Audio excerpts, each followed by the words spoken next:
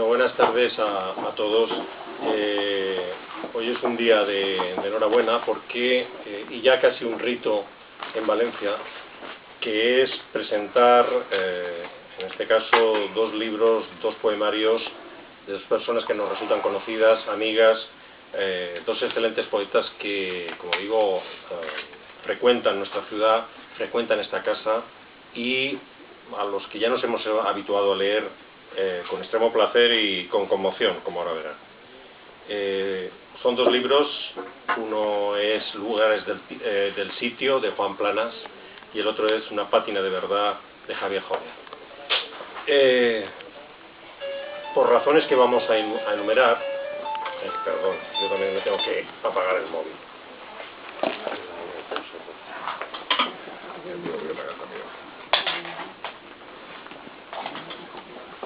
Por razones digo que vamos a enumerar, verán el esfuerzo, el empeño y los resultados verdaderamente notables, muy notables, que estos dos volúmenes nos proponen en el ámbito de la poesía y por tanto lo que significa para quienes cultivamos, vamos a decirlo así, la prosa, la envidia que nos provoca justamente esta creación.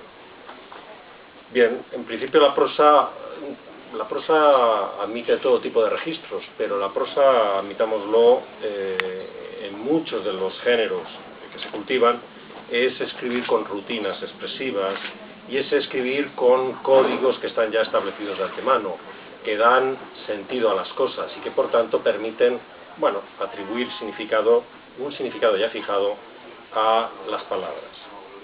En cambio, digamos que esto puede ser un tópico, pero puede ser igualmente cierto a la hora de escribir la poesía.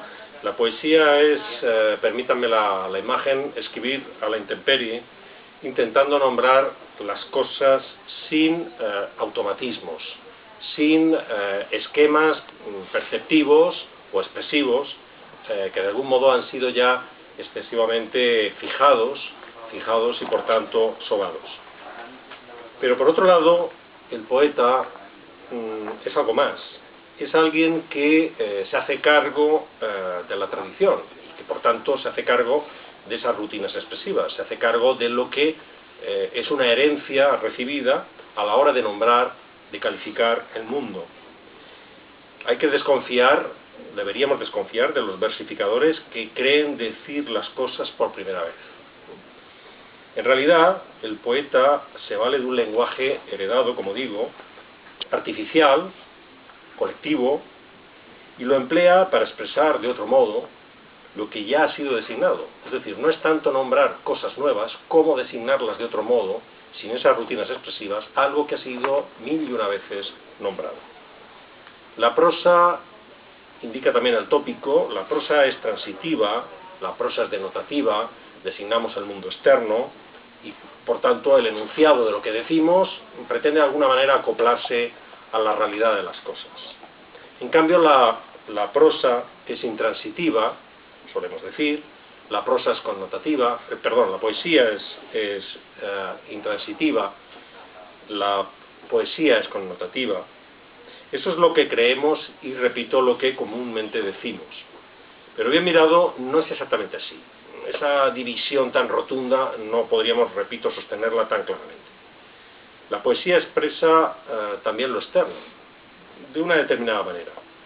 Expresa lo externo con un recurso que es insuficiente y que los propios poetas aquí presentes lo manifiestan de manera explícita en sus propias obras. ¿Cuál es ese recurso insuficiente? Bueno, las palabras. Las palabras es justamente aquello de lo que se valen, aquello de lo que se sirven, para intentar no solamente designar lo que está ahí fuera, sino para también tratar de expresar lo que es la emoción, el fenómeno que produce la relación, el roce con las cosas. Es más, las palabras de los poetas, crean lo externo con el lenguaje para alcanzar algo que es arcano, secreto, lo que podríamos decir también que es la cifra del mundo. Es decir, el poeta es un constructor. Pessoa decía que es un fingidor. Aquí propondría el poeta es un constructor, designa sus estados interiores y a la vez califica el estado de ese mundo presuntamente exterior. Quienes escribimos en prosa, digo bien, quienes escribimos en prosa y lo hacemos como podemos, y además sabemos que escribimos en prosa, nos resignamos a la pobreza de la expresión y a la incompletud, si se me permite decirlo así. Sabemos que hay que comunicar y que la claridad, el exceso de luz, es lo que justamente aclarará el mundo. Pero si lo pensamos bien, eso es ciertamente una impostura. La claridad sí es, como dijera en este caso Ortega y Gasset, la cortesía del filósofo, o es también la cortesía del cronista, la cortesía del periodista, o, en mi caso, la cortesía del historiador. Pero la claridad es también un embuste, el embuste que nos contamos para soportar el misterio que nos rodea. Es decir, cuando enunciamos en prosa, creemos designar ese mundo externo y por tanto creemos que somos capaces de acotarlo, de delimitarlo, de darle el sentido que tienen las cosas. Y justamente eso es una ficción, en un cierto sentido, si se me permite. Es aquello que nos alivia y es aquello que nos permite seguir viviendo, justamente porque la prosa retiene, acomoda lo que es un mundo siempre insólito. De ahí, de la prosa y de la necesidad de acoplar y de aplacar lo que nos ocurre, de ahí nacen, por decirlo así, las rutinas, esas rutinas a las que antes me refería, y nacen los automatismos expresivos. Wittgenstein, el filósofo Ludwig Wittgenstein, aspiraba a un lenguaje lógico que expresara el mundo sin trampas, que expresara el mundo sin cortapisas y ambigüedades. Pero sabía que lo verdaderamente importante quedaría sin ser nombrado. En el caso de que se accediera efectivamente a un lenguaje lógico, transparente y un lenguaje sin ambigüedades expresivas, justamente aquello que designara siempre sería lo más insustancial y por tanto quedaría sin nombrar lo fundamental. ¿Y qué era lo fundamental? Bueno, pues lo fundamental para Wittgenstein, y diríamos que también para nosotros, son los principios, el fundamento de las cosas. O, por decirlo justamente con el filósofo, lo que quedaría sin nombrar es el sentido de lo que es innombrable, el sentido de lo que nos rodea. Ante eso, ante el sentido de lo que nos rodea, que no podemos designar adecuadamente, que no podemos designarlo porque las palabras son un recurso insuficiente, solo cabe en principio el silencio. Bueno, este filósofo, en su primera obra, el Tractatus, así lo proponía. Ante aquello que no puede ser designado, solo cabe el silencio. Pero Wittgenstein finalmente no se resignó y esperó a aclarar, por ejemplo, los usos del lenguaje. Esperó a aclarar los usos del lenguaje y, de alguna manera, quiso asumir las rutinas expresivas de que nos servimos en múltiples contextos. Ya que no podemos acceder al sentido del mundo, averigüemos al menos qué automatismos nos sirven para vivir diariamente. Los poetas, ya lo he dicho antes, desechan justamente todo eso, de entrada. Desechan las rutinas expresivas y esperan llegar a dar con el sentido profundo de las cosas. ¿Para eso qué hacen? Pues permítame decirlo de esta manera. Para eso retuercen el lenguaje, para eso ciñen el lenguaje, lo fuerzan y con cada giro desechan la ganga expresiva. Suele decirse que los poetas hablan, nombran, designan con economía verbal. En realidad no es así. Digamos que eso forma parte del tópico con que se identifica a los poetas. No es así, como digo. La labor del poeta es la del despilfarro, la saturación de sentido. La tarea bíblica, propiamente bíblica, de crear otra vez lo ya expresado. Lo expresado toscamente. ¿Lo lograrán? Bueno, esta tarde, como les decía, presentamos dos libros que son ejemplo de lo que, desde mi punto de vista, inmediatamente antes les señalaba. Crean realidad que ya existe, es decir, no cometen la osadía de decir algo jamás dicho, crean realidad que ya existe, pero la rehacen con el enunciado insólito, con el verso inesperado, con un contraste de imágenes verdaderamente sorprendentes. Supongo que después ellos leerán algunos poemas suyos y podrán ver efectivamente que esto se cumple. En el caso de Juan Planas, los lugares del sitio designan, desde mi punto de vista, muchas cosas, pero particularmente designan una marcha. Aquello que se describe y aquello que se nombra en sus páginas es una marcha, un exilio, propiamente un éxodo, entendido justamente en el sentido bíblico, un éxodo veterotestamentario, podríamos decir. El mundo va derrumbándose página a página y la salvación milagrosa se da conforme, porque es un libro en donde hay salvación, o un atisbo de salvación, la salvación va dándose conforme la voz del poeta va nombrando el paisaje. Un paisaje en ruinas, un paisaje de pura desolación. Hay una imagen reiterada en sus poemas, es la imagen del sitio, del asedio, que propiamente está también en el título.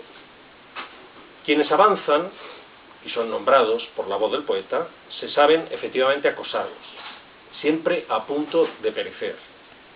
Pero siguen marchando, no sabríamos si calificar ese espíritu de un espíritu optimista, siguen marchando y calificando lo que van dejando atrás.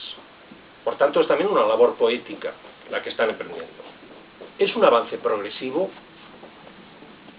en realidad es un viaje circular. Y es una meta positiva la que se proponen.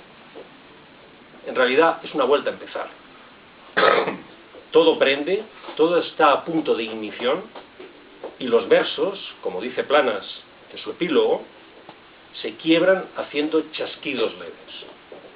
Esos chasquidos son el roce, exactamente, que el poema hace al tocar el sentido de las cosas. Aquellas que provocan un estado de ánimo o unos estados de ánimo que se reflejan en esta tormenta que es la creación del poeta.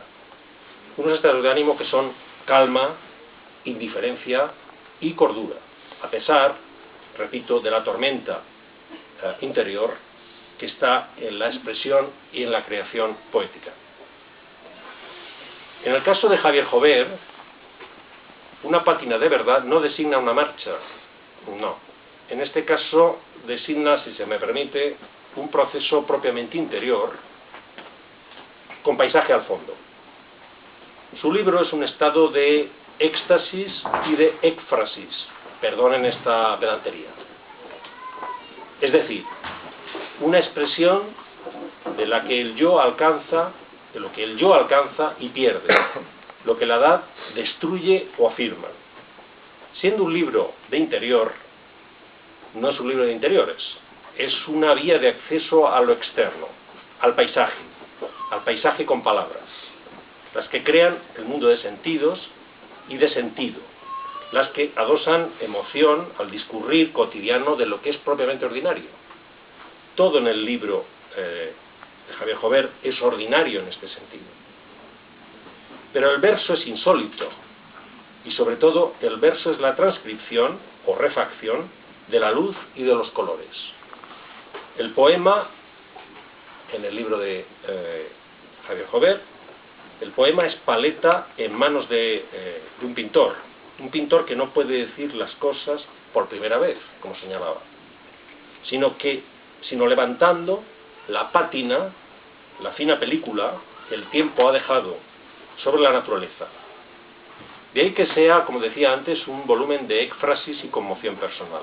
Éfrasis en el sentido de esa voluntad de captar a través de la palabra lo que es propiamente la representación pictórica. ¿Y qué hacemos nosotros, los lectores?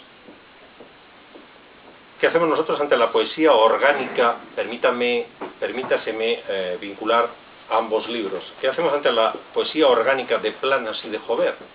En donde la materia viva, en donde la naturaleza está tan presente y en donde la destrucción de la naturaleza está tan presente.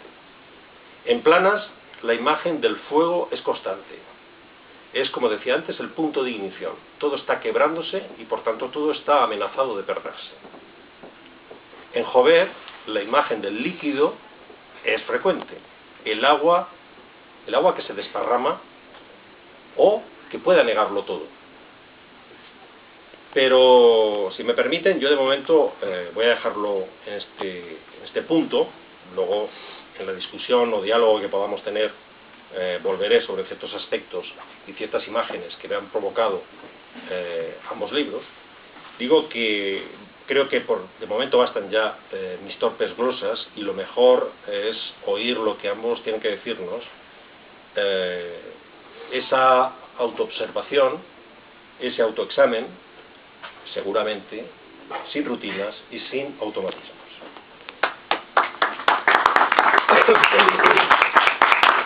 Le doy la palabra a Juan.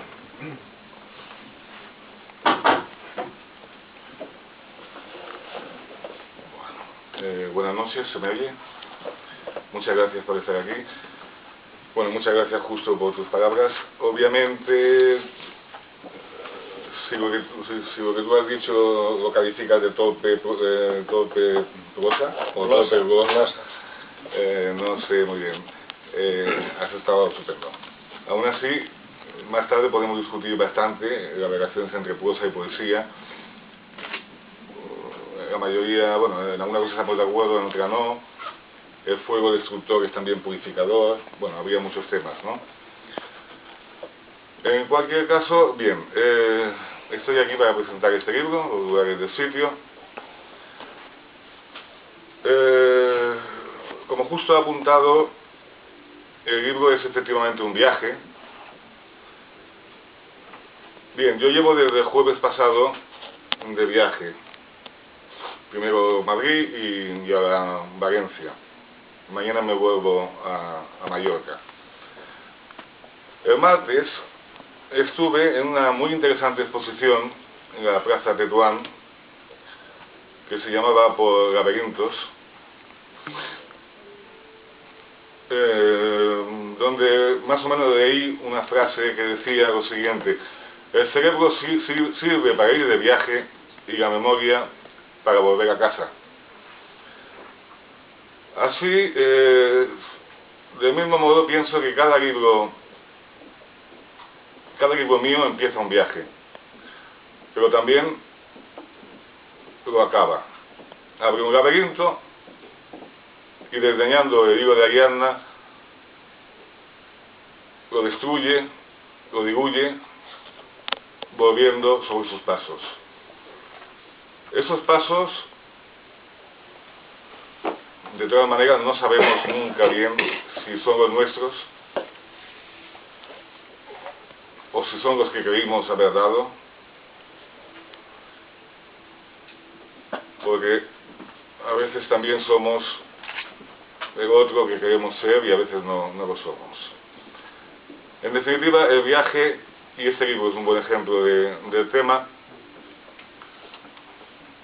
acaba siendo una vuelta al origen, una vuelta a casa. Me han preguntado muchas cosas sobre este libro, quizá demasiadas, sobre todo a mí, que no me gusta apenas explicar mis cosas. Me han preguntado, por ejemplo, qué significaba el título. Evidentemente, justo ya más o menos lo ha explicado perfectamente. El libro trata sobre un asedio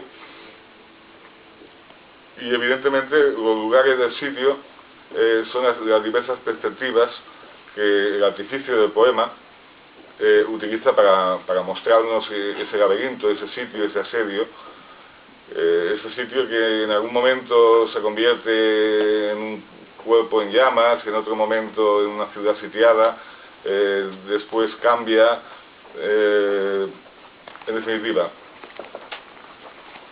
Hay un movimiento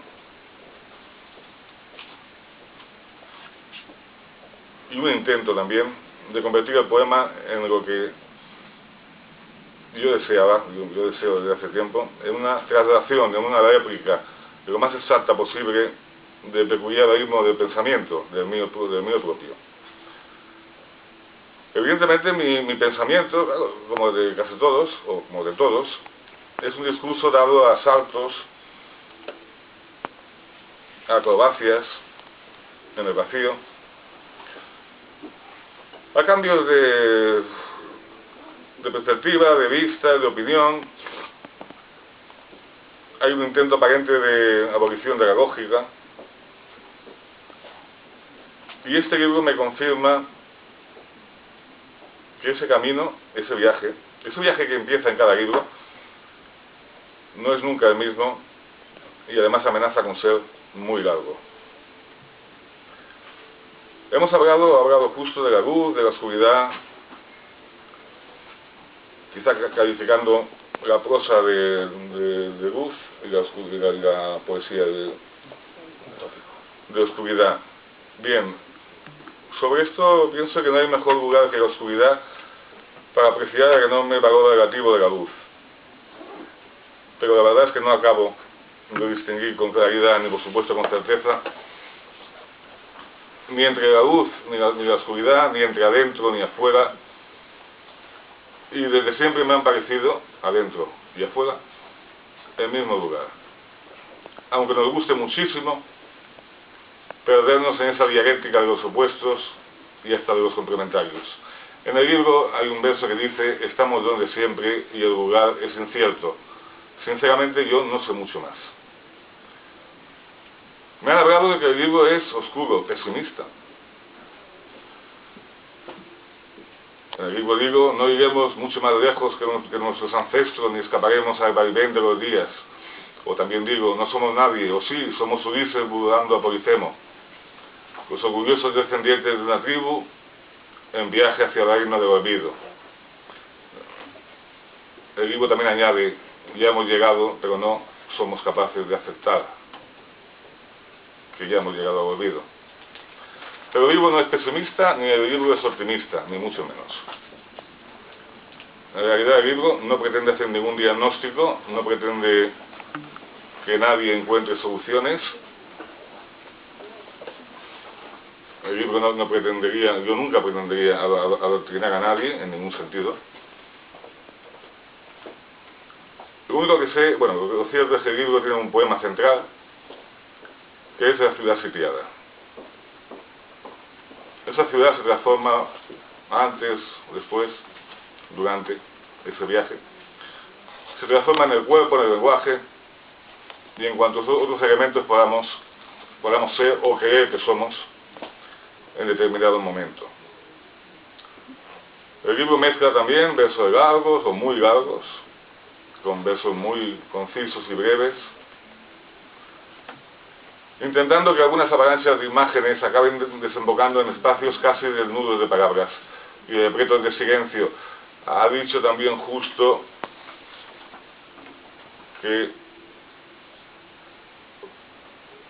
la poesía podía acabar apelando al silencio, ¿no? De alguna manera. Los automatismos hacia el silencio. Bien, en el silencio acabaremos todos, ¿no? No me parece un estado final. Tampoco creo que la poesía sea constructora con respecto a la prosa. Ni que el poeta sea un fingidor, eso lo dijo Pessoa, ¿no? Estoy utilizando, en definitiva, una luz de metáforas para hablar de una metáfora.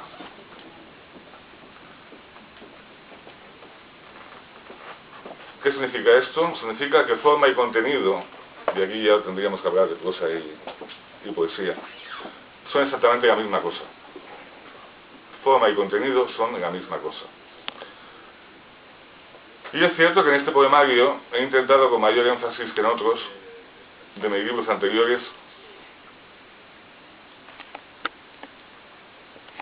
que se viera exactamente esa igualdad, que uno no supiera si lo que está leyendo es una descripción o un pensamiento. El libro me ha costado mucho, ¿eh? Este libro es anterior en su inicio al Tratado de las Cosas sin Nombre, y sin embargo ha salido después por una obviedad. No podía con él. Me quedé sin saber por dónde salir, ¿no? Hay un laberinto, hay un viaje, no encontraba salida. ¿Pero por qué? Porque buscaba salidas. No había que buscar salidas, pero tardé demasiado tiempo en darme cuenta. Bueno, me di cuenta cuando acabé. Tardé 2 años, tardé 3, 4, tal vez. Y hasta que puse título, que es normalmente lo primero que hago en todos mis libros anteriores, es que no. El título surgió un día antes de dárselo al editor. Y surgió para quedarse, porque realmente era la expresión exacta del contenido. Me preguntaron qué es el asedio, además de infierno y de desolación. Wow, una pregunta muy exagerada.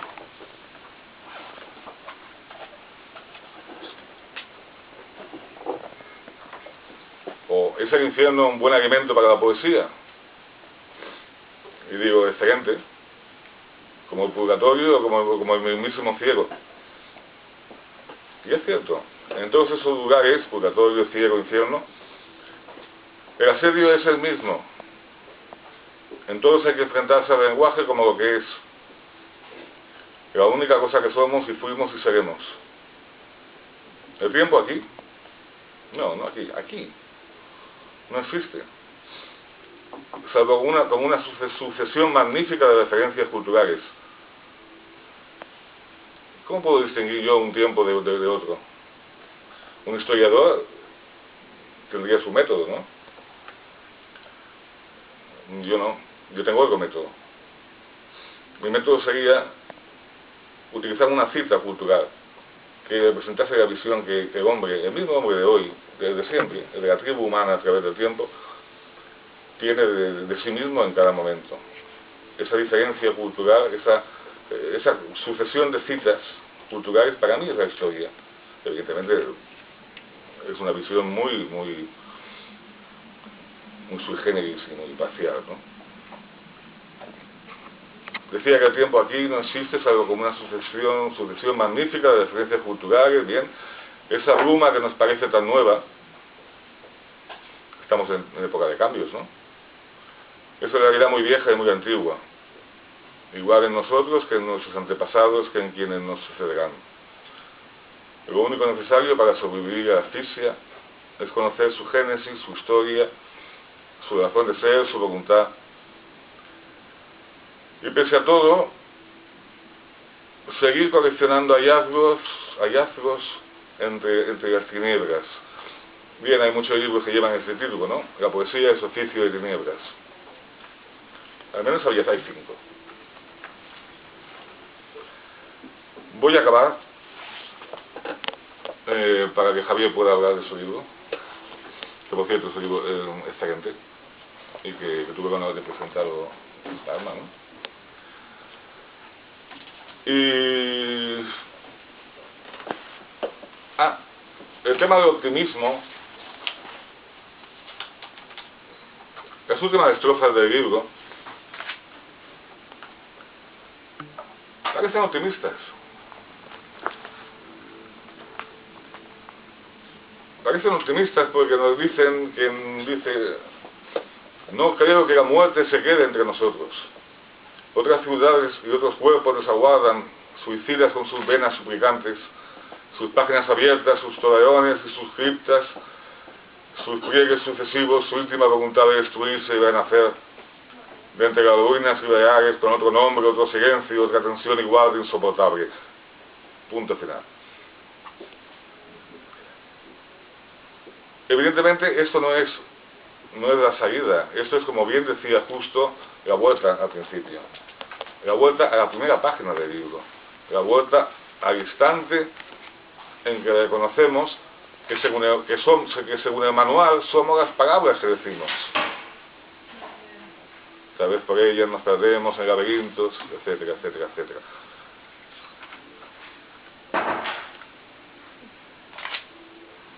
Uno hace su obra. Al mismo tiempo se deshace con ella. Se hace y se deshace continuamente. Se encuentra y se pierde. Al final queda el poema.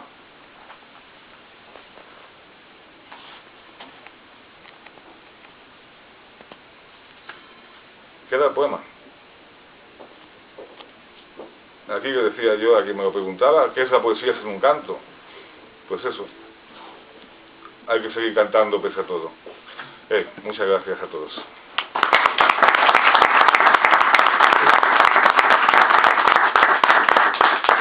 Paso, como pesa, yo creo que a Javier Jover. No me hace falta el micro, me parece. ¿Cómo que no? No, oís, ¿no? ¿Tienes que oírte? ¿Verdad que oís? Bueno, si decido luego utilizarlo para hacer algún efecto especial. Pero bueno, de momento buenas tardes, gracias a todos. De verdad es un regalo que estéis aquí, tú lo sabes, ya lo sabemos. Una convocatoria de los que estamos en este manejo de la palabra, ya sabemos siempre que es bastante minoritaria, entonces de verdad que es un regalo y a mí me gusta decirlo y agradecerlo. Para mí es un esfuerzo, es un ejercicio hablar de algo mío, porque estoy bastante acostumbrado a hablar de la obra, de libros de otros y especialmente además de libros de Juan, ¿no? Entonces tengo que ahora mismo hacer un ejercicio para quitarme a Juan de mi lado, no mirarle, para pensar en lo que tengo que contar, ¿no? Y bueno, a ver, voy a hablar un poquito de Juan, porque además hay cosas que nos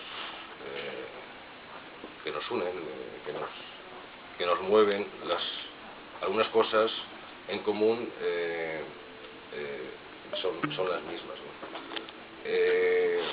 Hay una escritura poética que nos mueve, que nos interesa.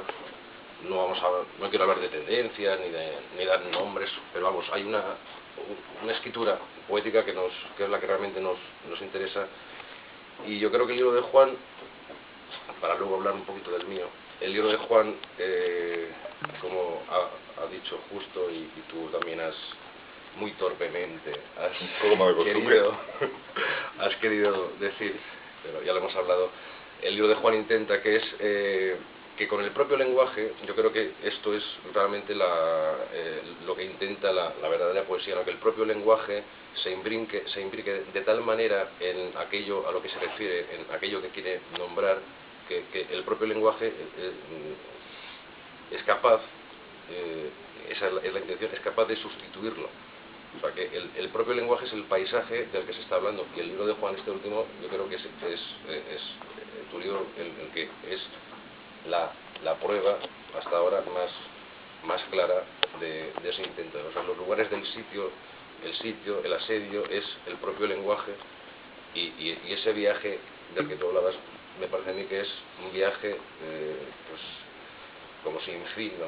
Es una etapa más de tu obra alrededor, o sea, más que alrededor, desde dentro y dentro del propio lenguaje, que el propio lenguaje es el mundo, es el cosmos, es el propio lenguaje, ¿no? El paisaje, ¿no? Yo también estoy ahí en esa lucha, en ese camino, digamos, ¿no?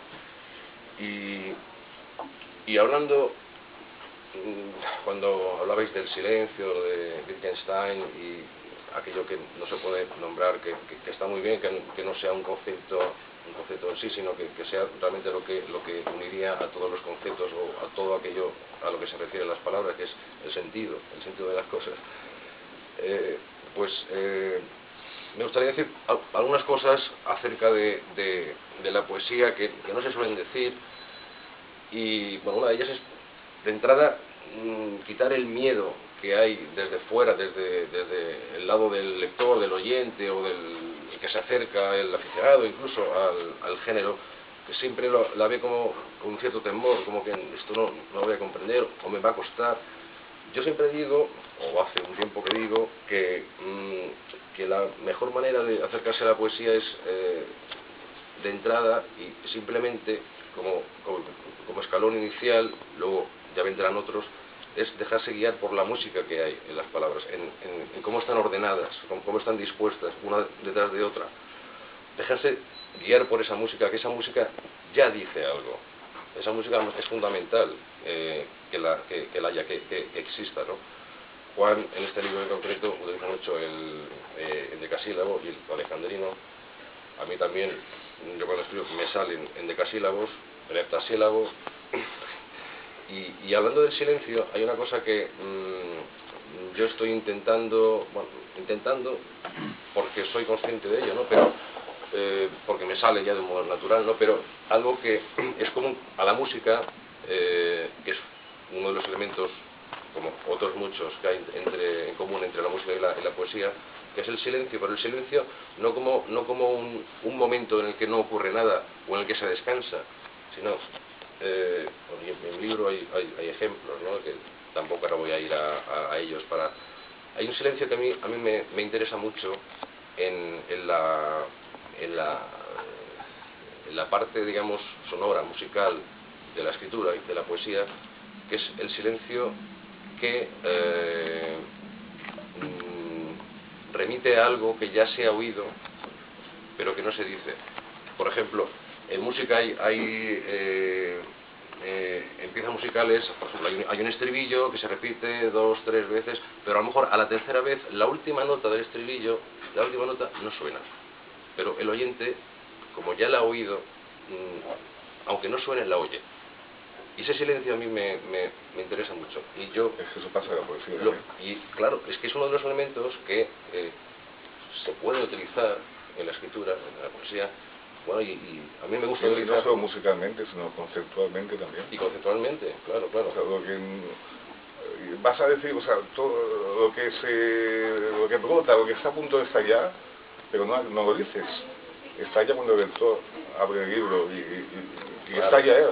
Por eso, si uno se deja guiar por la sonoridad, por la musicalidad, por los elementos propiamente musicales de la escritura poética, de la poesía, seguro que va a oír y va a entender más cosas que las que uno a lo mejor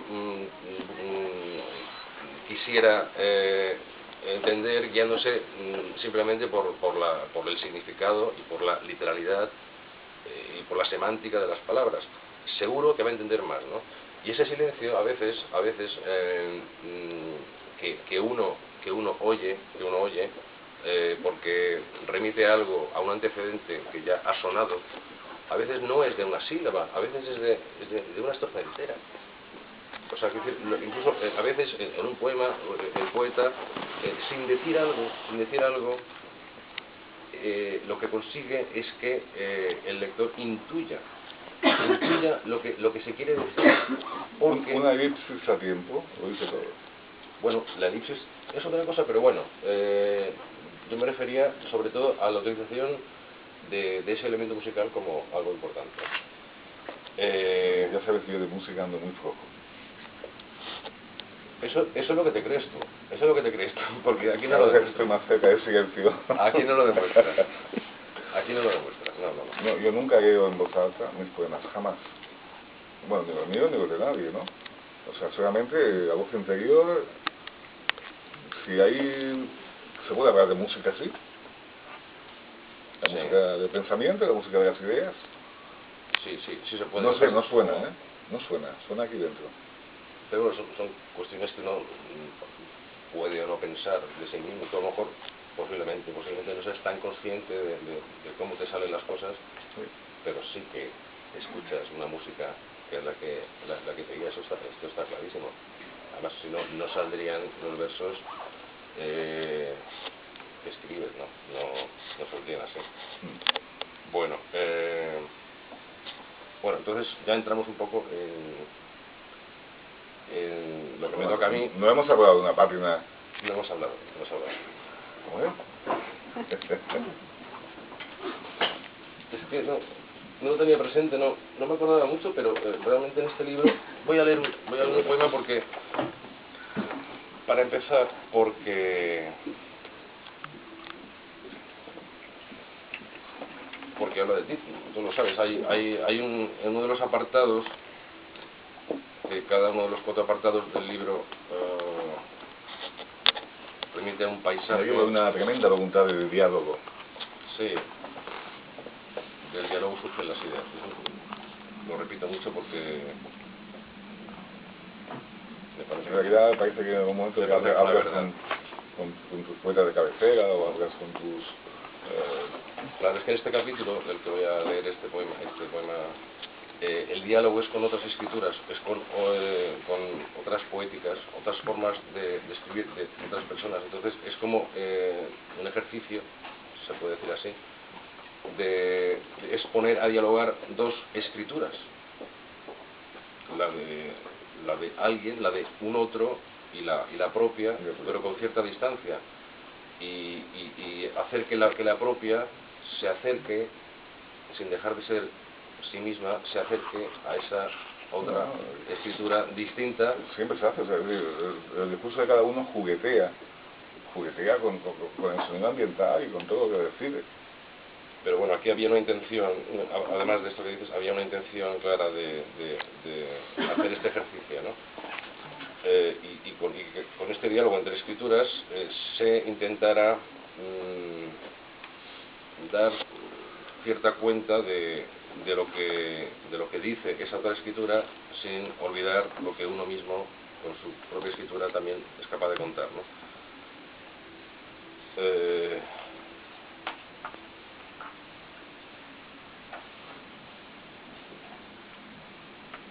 Sí, esto. Entonces, en este caso, no, el paisaje al que se enfrenta la propia escritura es la escritura de Juan Planas. Y escribí esto, reticular. Y bueno, viene a cuento también de lo que habéis hablado de las luces y las sombras, de lo que es la poesía, la prosa, ¿no? Viene un poco a cuento de esto. A ver si se oye mejor así ahora. Hay diferencia, un poquito. Vamos a utilizar esto.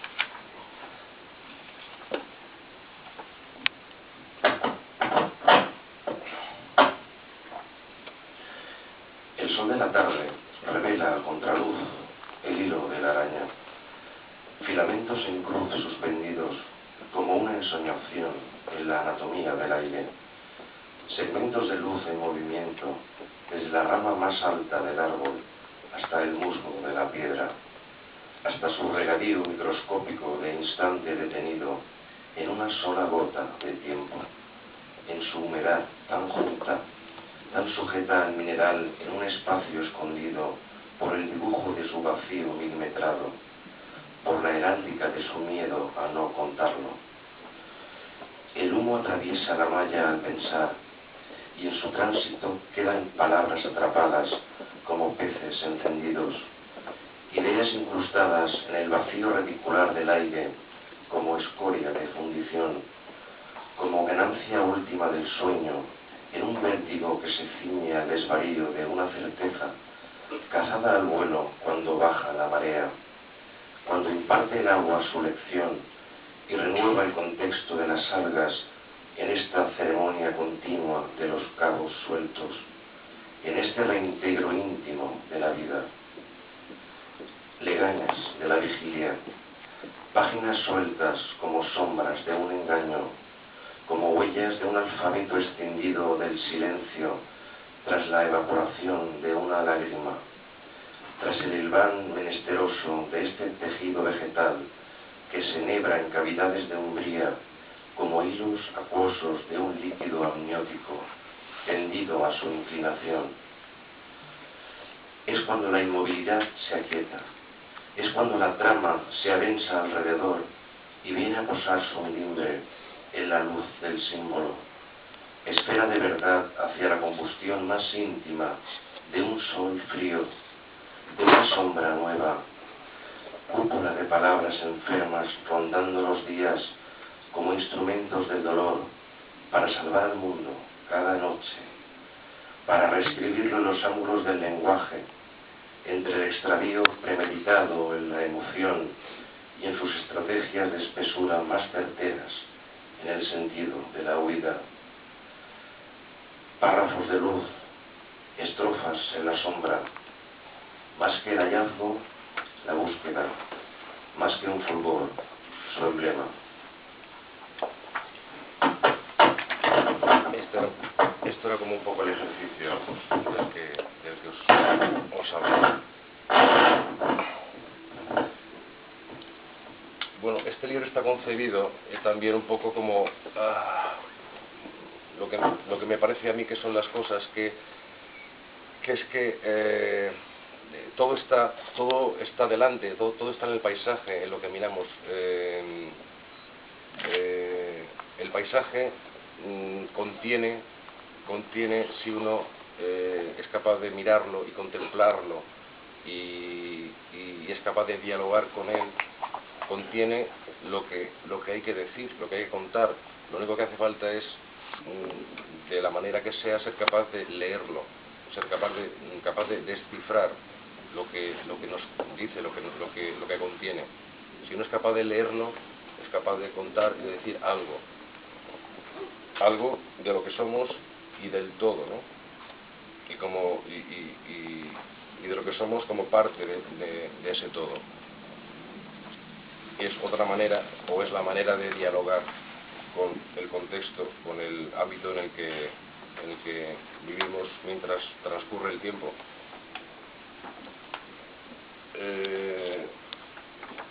Yo realmente lo que busco cuando escribo es algo que me parece que no es fácil, pero que es como un milagroso cuando ocurre, ¿no? Que es que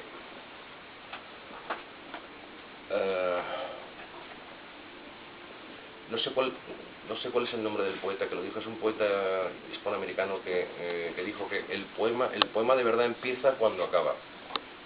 Yo realmente lo que busco es esto, o sea, a pesar de que se pueda escribir, digamos, con cierta complicación o no dando demasiada, no cayendo en una manera de ordenar las palabras en el verso, una manera, digamos, más ordinaria o más conocida. Lo que busco es que de alguna manera, una vez que uno acaba de leer algo que yo he escrito en este caso, le quede a esa otra persona, al lector o al oyente, le quede un mínimo pozo, un mínimo sello que le haga recordar al día siguiente o incluso, si es posible, pensar y ojalá que también pudiera ser que le haga temblar. Eso es lo que me gustaría y eso es lo que busco, ¿no? Yo creo que en el fondo es lo que busca todo el mundo, es lo que buscamos todos, ¿no? Entonces, yo sé que no lo consigo, lo sé, pero estoy en ello, ¿eh? Bueno, nunca se consigue lo que uno busca. Nunca se consigue lo que uno busca. Y gracias a eso seguimos escribiendo, porque estamos insatisfechos. Pero sí, lo acabo de decir. Inacabados e insatisfechos. Más que el hallazgo, la búsqueda.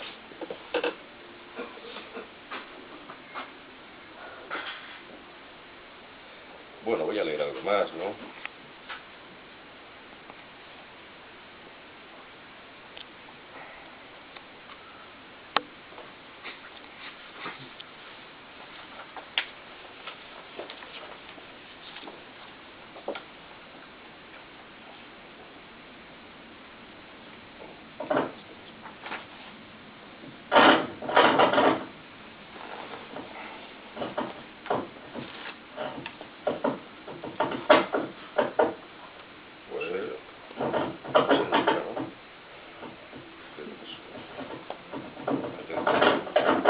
Muy sensible.